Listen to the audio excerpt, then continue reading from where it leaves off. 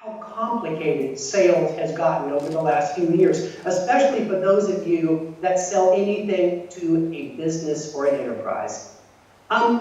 If I were to compare to you my experience in sales and compare it to a video game, I gotta tell you, it looks a little bit like this. I don't know if you all remember this game. This was called Pong from the 1970s.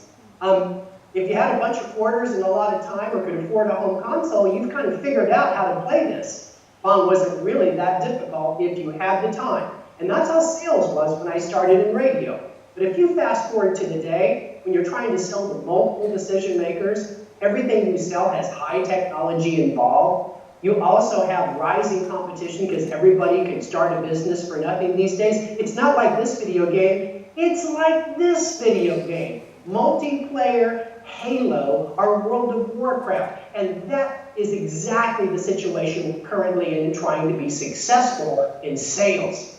So let me break down for you exactly why I think sales is so complicated now. First of all, there are more decision makers weighing in on what you sell than ever on the buy side.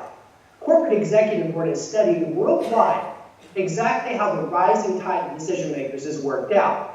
In the old days, there was just the end user, the person who was actually going to get your service or product. But now there's someone from procurement leaning in. There may be someone from technology. There may be outside consultants. There may be multiple owners and investors.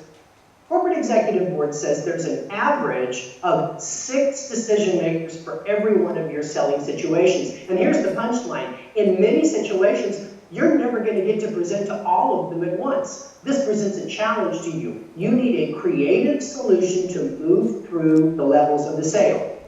Because when I think about how it really works in sales, getting back to this video game analogy, I want to try this again with you and show you another way to think about this. It works like this. There are 4 levels of the sale. The first level is to make contact. And for you, that can be a real challenge in terms of prospecting, getting it to the right people, making contact. The second level of your sale is to conceive what the deal looks like, especially if you sell services. You've got to figure out the right combination of products and processes and partners and pricing to figure out that win-win deal. If you fight your way through that level, now you have to convince them. And I want you to really pay attention to level number 3.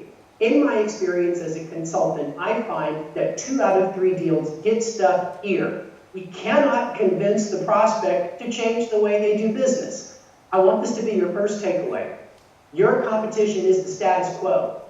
For you to be successful in sales, the prospect must change the way they do business, and that's hard. And once you convince them of that, you have to convince them that you're the best solution available. And then finally, 4th level, you've got to move through the contract process where the way you do business may not exactly match the way that they do business. And those are the 4 levels of the sale that present a challenge to you. And I hope you can imagine that with a rising tide of decision makers, it's becoming more complicated.